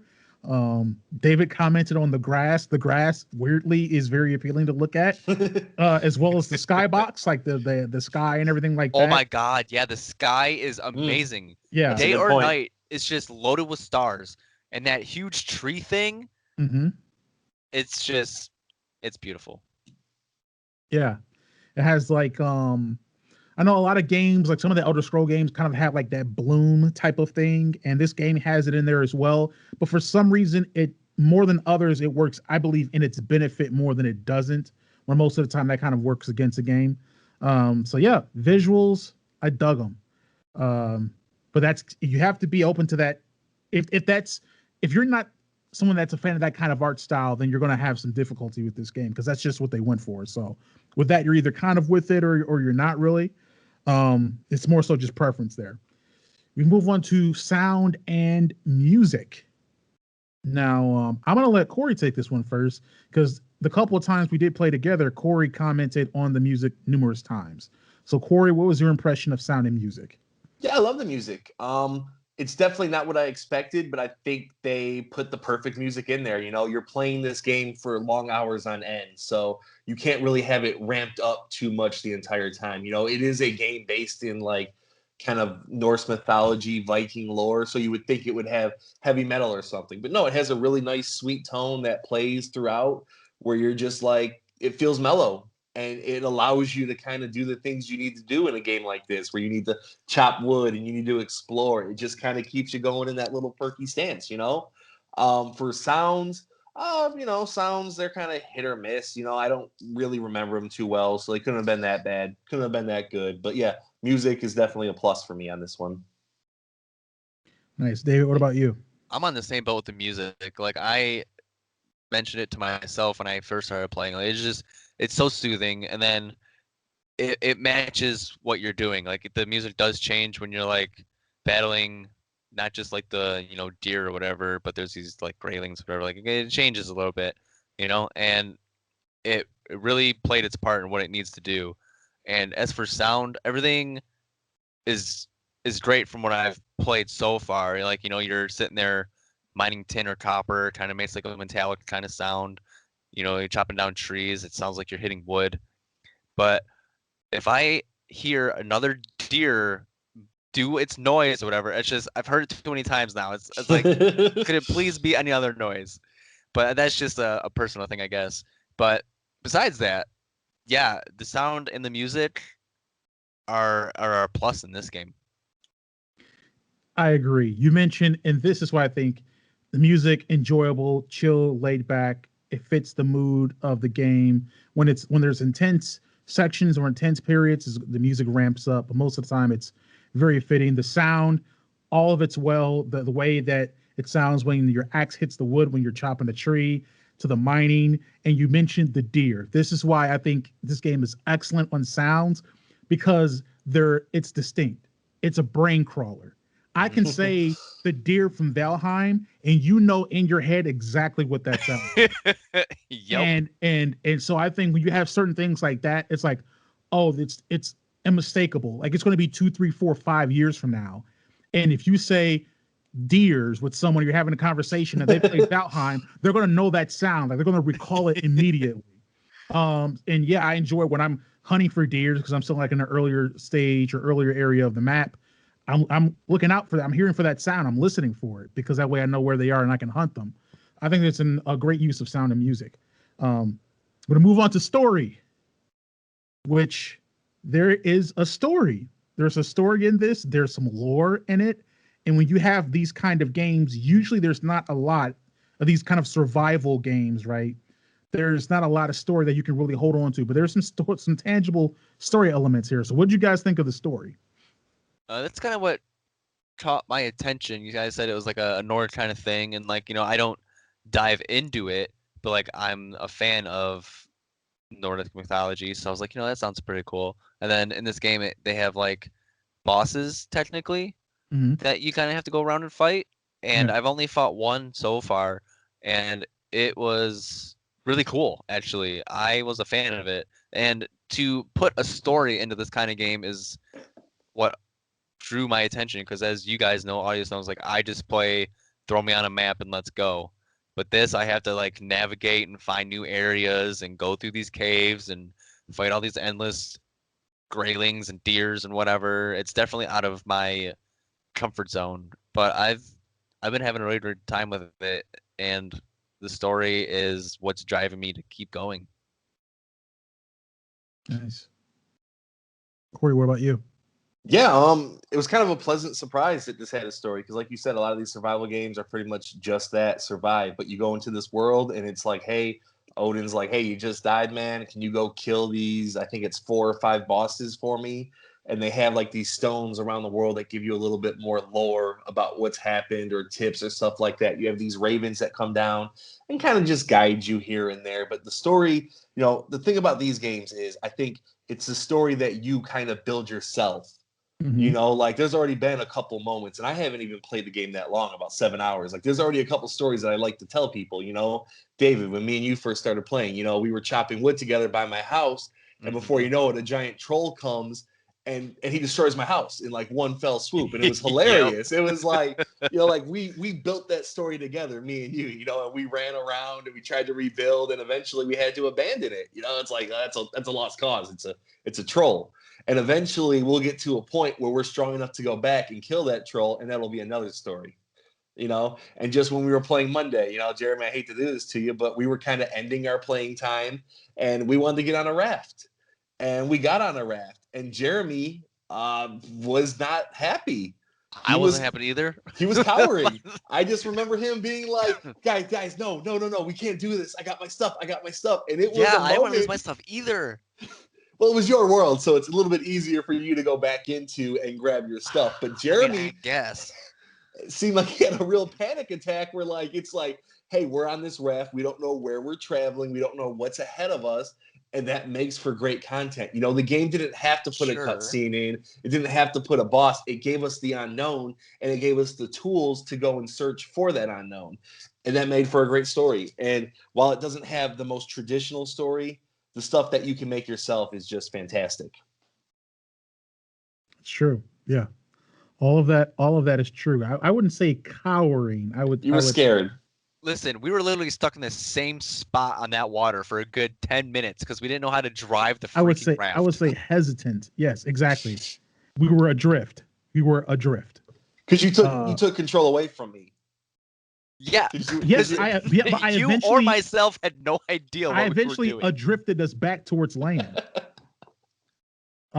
Yeah, story. Like you said, it's basically the idea that you're a fallen soldier or something, you're a fallen Viking, and you are sent to Valheim to defeat these elder gods. And if you do so and bring balance or peace to Valheim, you are allowed entrance into Valhalla. And that's the lore of which it sets you up with. And it says, okay, go do all this stuff. And like Cory said, everything else that you're doing, you're basically through the gameplay making your own memories. They have these stones, these runes that have different text on them. And, you know, you can get more information about where these different elder gods are or what other kind of tips you have. And they help you progress through the game. Story is great. It's fantastic for what it needs to be. You know, and I'm used to playing games like Ark where there is no story either. And you're like, okay, what am I? Okay, I guess I just eventually build a house and tame dinosaurs. Okay. So it was cool that I had that. We're going to go to technical aspects. So we all played them on PCs with varying degrees of parts in them and performance. So we'll talk about the technical aspects a little bit. Guys, what were your experiences with the technical aspects of the game? Mine have all been great. The only thing I've noticed that causes lag is when it saves like the world.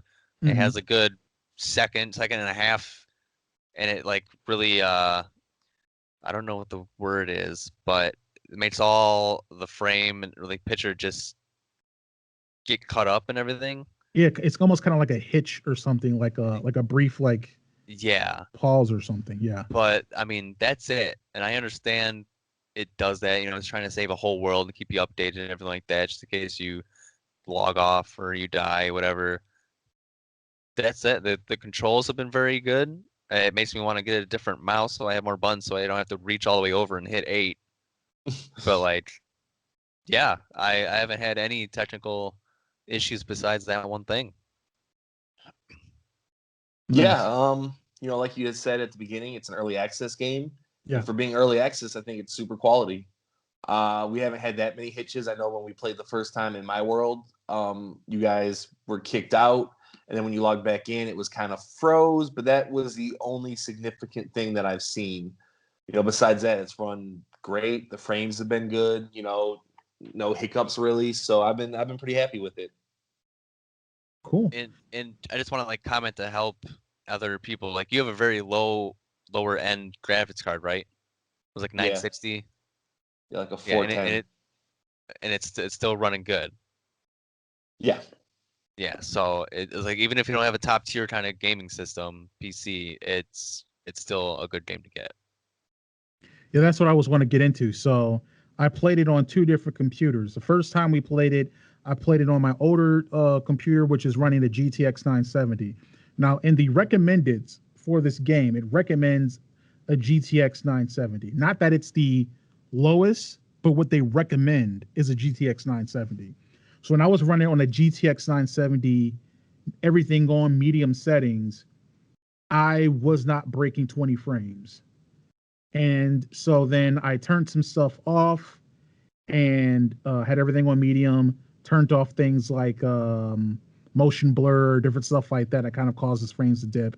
And it's been able to get above 25, but not really break 30 consistently.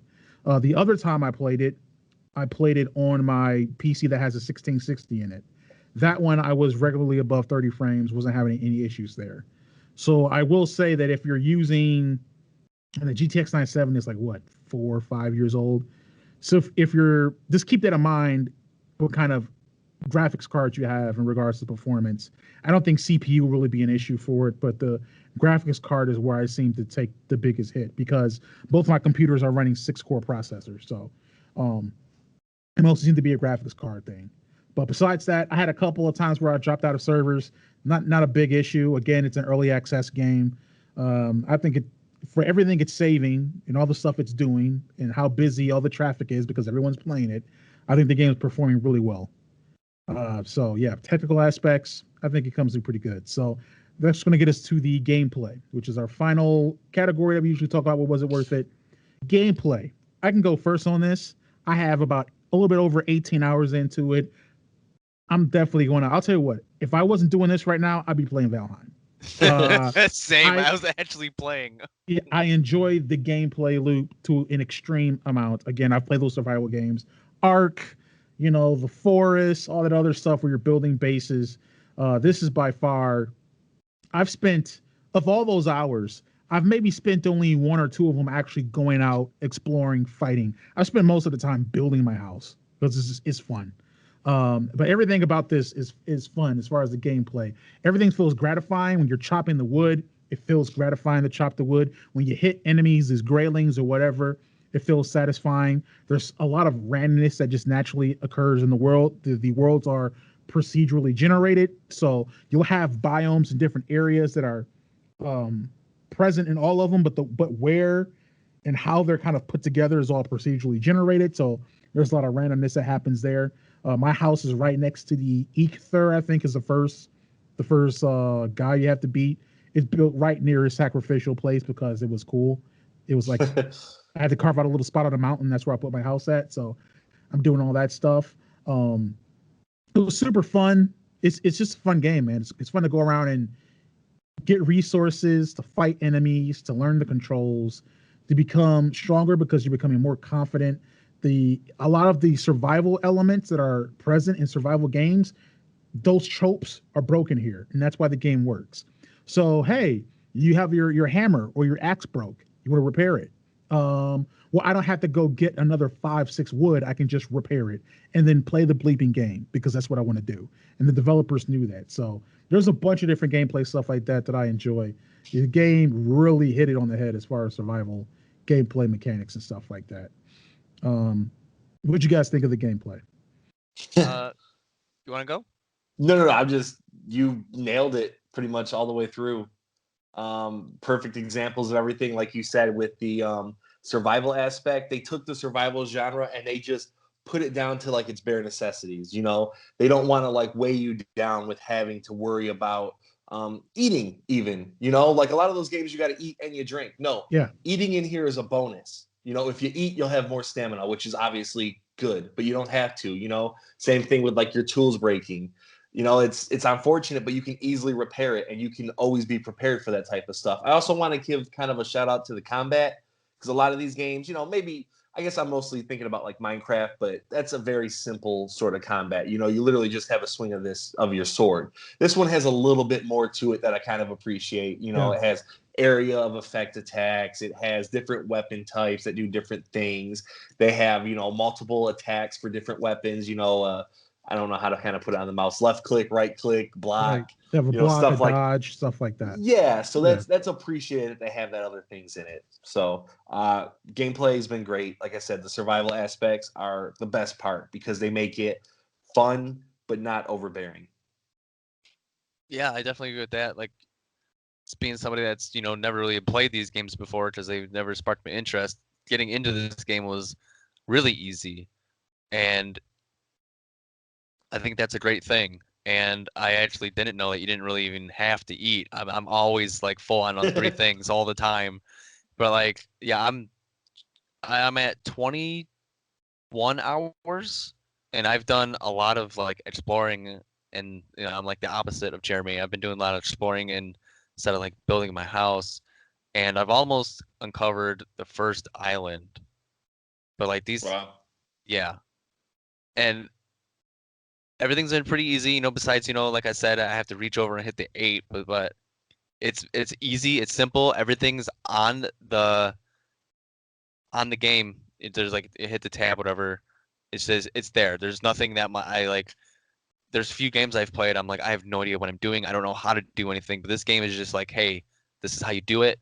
This is what you can do. This is what you need. It's just straightforward, and it's what I think is really getting this game rolling. That's why it's had 5 million people buy it. Yeah. It's everything that you really enjoy about survival games. This game does, but getting all the mess out of the way. So Right. it's not like Ark. I have to spawn in. I spawn in on the beach and immediately, oh, you're hot. Oh, you're thirsty. Right. And that like the temperature adversely affects you. It makes sense in Valheim because it says, oh, well, you're hot or you're cold. It's not going to affect your health because you're dead. So what can it affect really? So a lot of those things it breaks and it's better for it. The building is actually somewhat complex. You have to think it out. Your buildings have to be structurally sound, else they just fall apart, either naturally or the wind blows and it blows your roof off. So, you have to be conscious of all that stuff. There's so much things you can do. You can, raise and mate animals, boars and wolves and different stuff like that. And there's so much to do.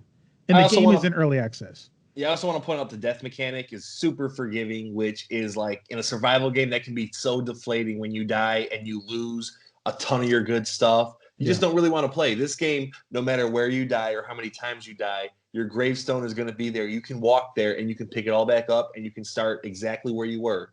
Obviously the enemies might still be around, but you're not going to lose all that stuff that you collected. That is as long as you don't die again. No, you can die again. Yeah. So but you lose your stuff marker. stays, but you lose your marker. Right, but your gravestone will always be in that. It'll always be there. Yeah. Because I did die again, and I, luckily it was pretty much at the beginning, so I kind of knew where I was just based on the outline of my map, so I was able to get it back. But I think that's cool. Yeah, I had paused the game and apparently had the Greylings came. They killed me in my house I was building, and then killed me in my house that I respawned in. So. So where I was building is where my gravestone and all my stuff was, but my grave marker was in my house that I spawned back in because they came right back in there and killed me. So okay, but okay, that's all being said. Like I said, it's in early access on Steam, $19.99. We get to the judgment, guys, for $20. This Valheim game that everyone's talking about, is it worth it? 100%. Yeah. Okay. Yeah. 120%. Nice. $20, countless hours. I have a friend on Steam that has already put 120 hours into this game. That's insane.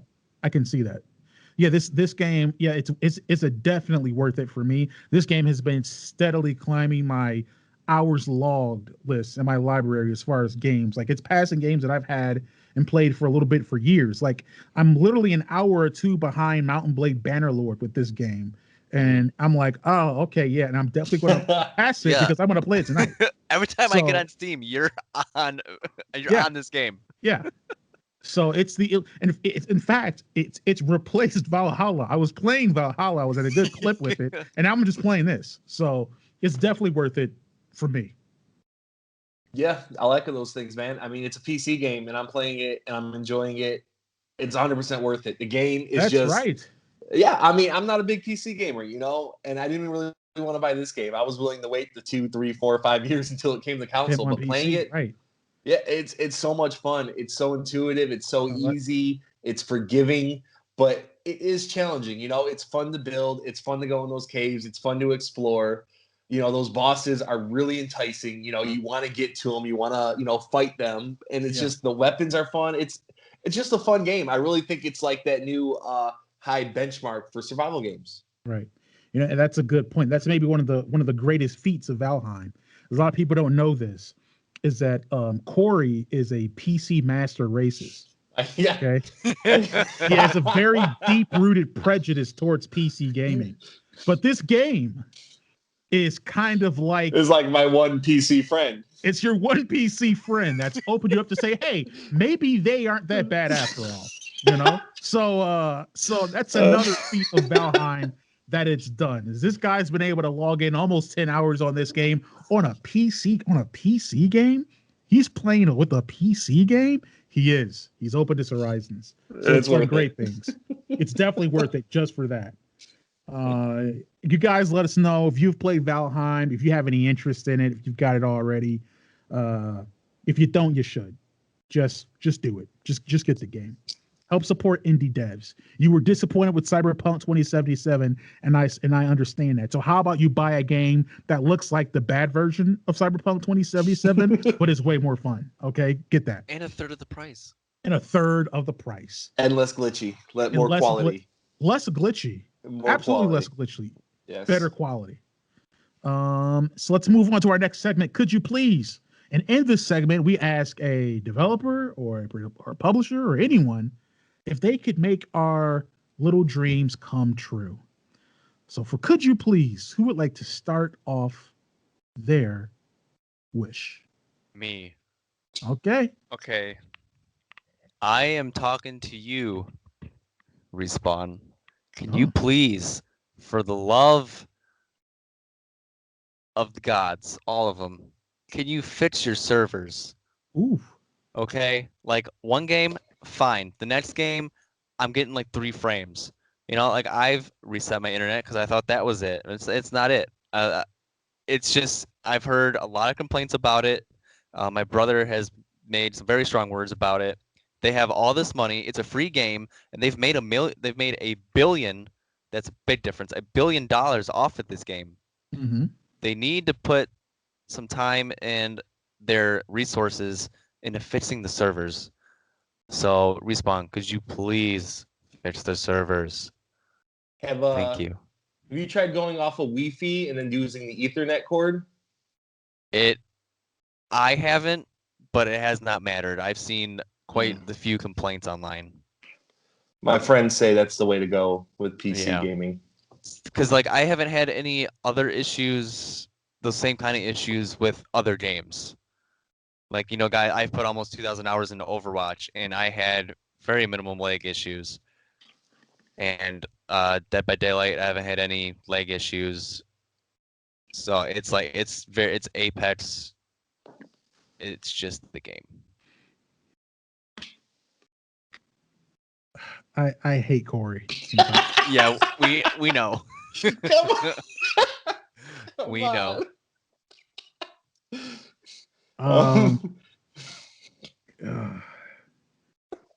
I'll go next with Could You Please, because I also have a Could You Please for Respawn. Respawn, could you please, besides finding some way to ship Cory to Antarctica, could you please just start working on Titanfall 3 already? I know Titanfall 2 was a dud. EA screwed you. They put you between COD and Battlefield. We get it. But it was the better game, obviously, It was by such far. a good game. And your formula for FPS seems to have worked because Apex Legends just earned you a Billy. So can you please come on out with Titanfall 3? You can grab all the Apex Legend people, and you can grab us who love Titanfall 2 and want to enjoy even more of that world. Come on, Respawn, make it happen already. You'll earn even more money than Jedi Fallen Order. Well, maybe not as much because that's Star Wars, and that's a big thing, but you know what I'm saying. Have you seen any of the articles? I've seen no articles. No? Okay, so Titanfall 3 is solely in Respawn's hands, and they're not really going to do anything until Apex dies down, if it does, because they don't want to pull away from Apex. Well, they better figure it out. They better figure it out. Just make it a standalone single player. Don't add any multiplayer to it. That way, multiplayer players still play Apex. That's a fair point. You know, pull a Dragon Age, right? All right, Cory, go. Okay. I also have a Respawn. Could you please? What? Could you please respawn movie-based games? Now, let me explain here. Back in the 90s, I'm leaving. I'm gone. Back in the 90s, we used to get games based on every single action movie that came out, you know, and they were mostly bad. But as a kid, you don't really know. You play them because, hey, I enjoy this movie. I enjoy this TV show. And they've really gone away from that in recent years. And I understand why. They were mostly bad games. But I feel like video games have matured enough that where developers would really put respect on these IPs. Like if they made a Game of Thrones game based on whatever season they wanted to do, they would really put respect and money into that. And it would be fun to play through because it's fun to watch, but to actually be those characters is another story. So, I want my Game of Thrones games. I want my Breaking Bad game. I don't know how they would do that, but maybe it's a management game. I don't know. I just want these IPs that I love in other medias like TV or movies, or books even, and I want them to be directly translated in the video games, again, with higher quality. Okay. You're playing all these mobile games. Why don't you just be happy and play the Walking Dead one? I'm only playing them for like another month until my Apple Arcade runs out. This was not like hey, I'm a man of the people. It was, I got a free couple months. I'm actually playing more video games at work than I am at home. So I got to do what I got to do now. Okay. There it was. 3 respawns. 3 respawns. Well, we're going to move on from that to the indie spotlight, where we like to spotlight an independent game, talk about it. Now, we talked about Valheim, which is indie. That was fun. And I'm going to spotlight another one really quick. And it is called Unto the End. And this game is basically a action adventure game, I guess you can call it. You are a Viking. That's right, people. I've been playing all Viking games. I've seen a trend here. All Viking games. You play a Viking who ventures off from his family, falls down a hole in a mountain, gets introduced to some ghouls and goblins, and then you have to fight your way back to your family. And the way the game is set up is the game has a unique focus on combat. You can do a high attack and a low attack, and so can your enemies. If you want to block, because you have to block, that's the only way you can really, not take damage. You hold the thumbstick up to block high, down to block low. You have to be able to, your enemy gives you little tells of where they're going to attack. You have to anticipate them while also coming with your own attacks and hitting them in a certain way that they can't anticipate. The game is about 4 hours long. I was like skipping along, probably about an hour and a half into it. And then I kept dying. So the game isn't easy. It kind of feels easy. It looks like it should be easy, but it ain't. And there's other things that can happen. Like if you're walking with a torch, you have to arm your torch. Let's say you're walking down with your torch and you jump off a ledge. You can jump and you can land on the ledge, but what happens is that naturally your guy drops his torch.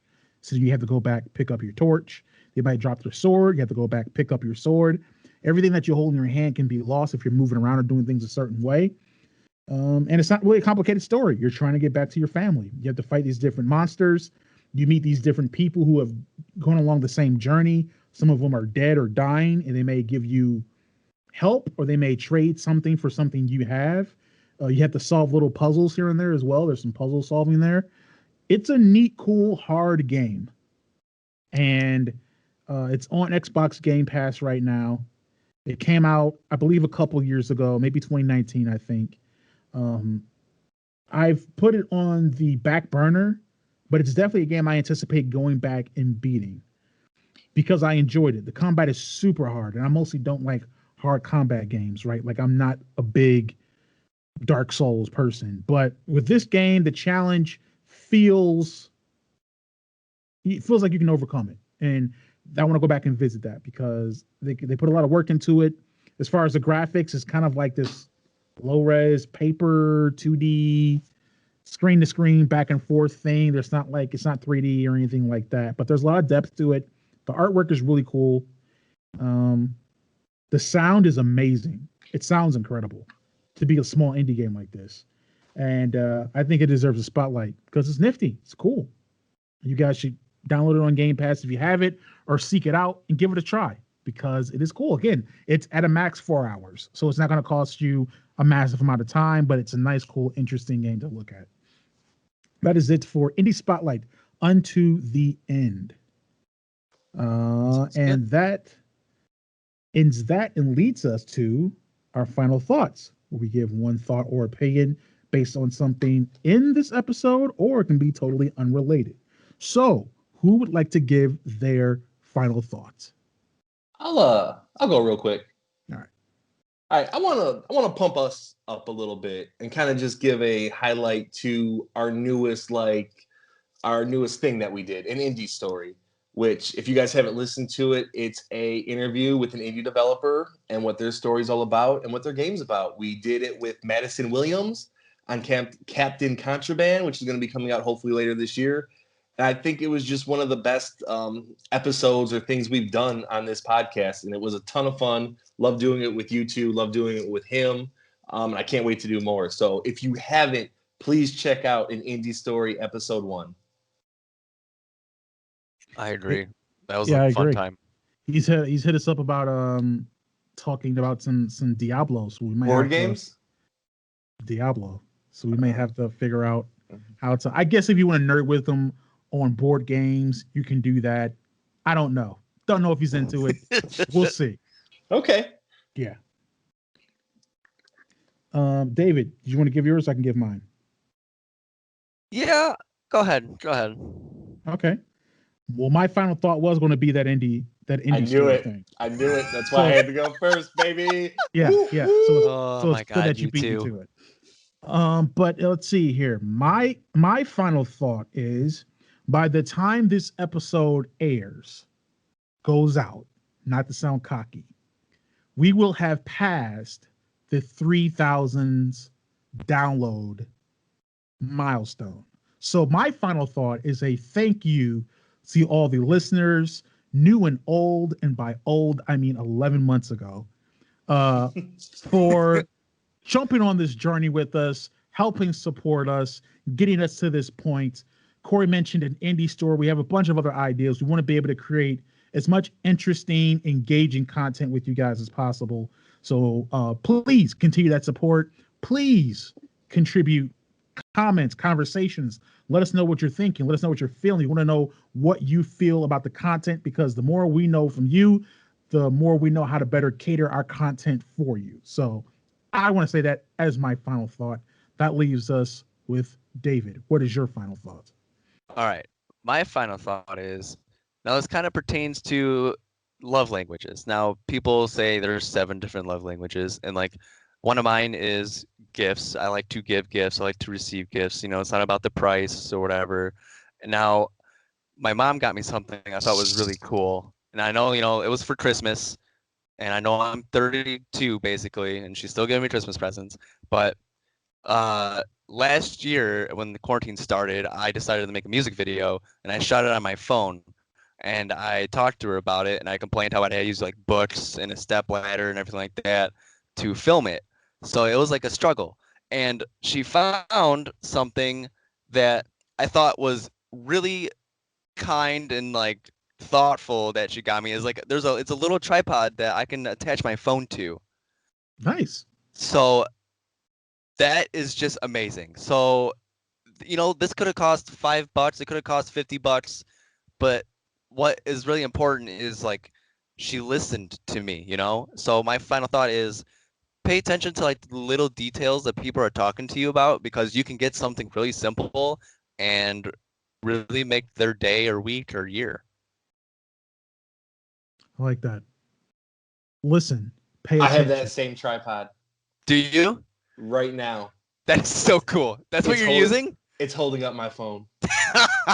That is awesome. That's fantastic. That's a cool, interesting way to bring it back to himself. And that leads us to the end of level 23 of the Thoughts and Players podcast. If you like what you heard, please subscribe to the podcast on your preferred podcast service. We are on Apple, Google, Spotify, TuneIn, iHeart, Stitcher, Autumn. You can also like and follow the podcast on Facebook at facebook.com/Thoughts and Players, all one word, as well as on Instagram at thoughts.players. We are on YouTube. You guys can see all of our episodes, well, most of our episodes in video form, including an indie story, which we just did. I think that's maybe the best way to consume that episode. We are also on Twitter, Thoughts Players 2. You can go over there and watch Cory getting apparently Twitter feuds. That's what he's doing. We now. made up. We made up. We're friends. Okay. This guy's starting fights. He's making them up, but he's also starting. And you can also find us on TikTok at Thoughts Players, where we post stupid memes and videos and different stuff like that. And we get banned. And we get shadow banned. Well, we get Shadow banned. We get Yes. shadow banned. Well, for it's sure. not our fault. Jeremy throws fire talks out there and gets 18,000 views. Fire talks. I don't know what I did to TikTok, but apparently posted a little clip of Punk Out Enter the Fist, pissed someone off at their headquarters. So we got shot at that. But that is it for us. Thanks again, everyone, for listening, and we will catch you on the next level. Please.